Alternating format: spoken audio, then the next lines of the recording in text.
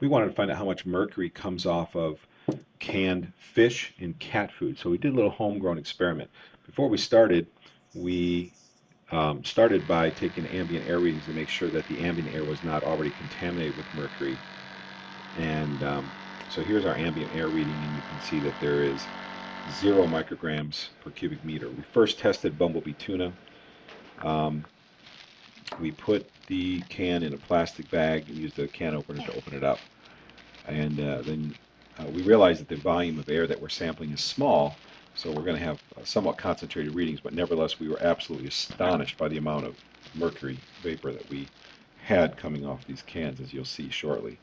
So we closed the bag and inserted the wand. Now the wand of the mercury vapor meter sucks in air and samples the air that it sucks in. So that's what that long wand is.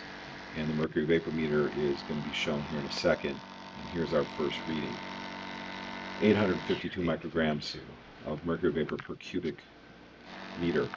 50, according to the EPA, will shut down a factory. Our second reading was 849. And other organizations actually require as little as 25. Some other organizations even less to shut down a factory. Our third reading was 739. So you can see this is many times above the toxic levels required to shut down a factory. Next, Frisky's Buffet. Now, is there a reason your cat is lazy and lethargic, which is one of the side effects of mercury, besides causing depression and many other symptoms? Many other diseases. In fact, a tremendous number of diseases are associated with mercury. Tremendous. 200 of the most popular diseases today. Our first test, we left the can closed and we sampled the ambient air in the bag, and we saw there was 13 in our first test, 8 in our second. And this is just the mercury vapor that's lingering around from the previous tests. And our third test was 6 micrograms per cubic meter.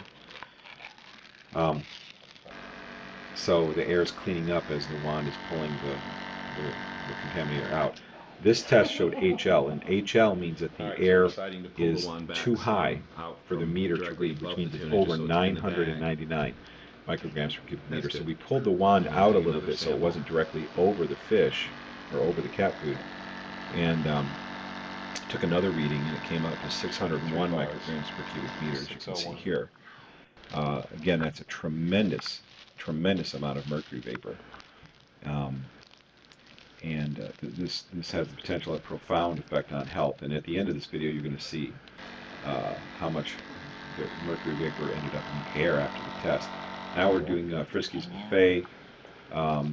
We took an ambient air test inside the bag. There's a delay between these tests, so the air had cleaned up, so we didn't have any ambient air.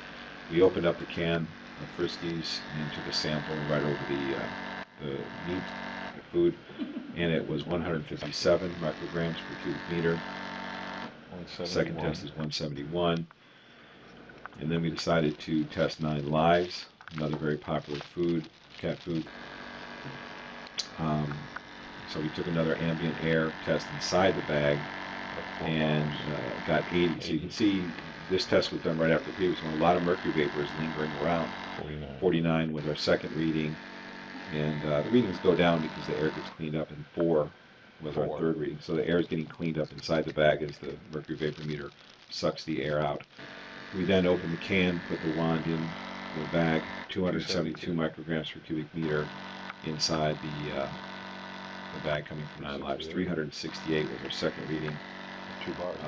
These are enormous amounts of mercury vapor. 339 was our third reading. Okay. Then we finally took some ambient air samples to see how much mercury got into the air. 260 micrograms per cubic meter was in the air simply from opening a few cans of tuna and cat food. Come over to orbisvitae.com for more videos and a lot more interesting information.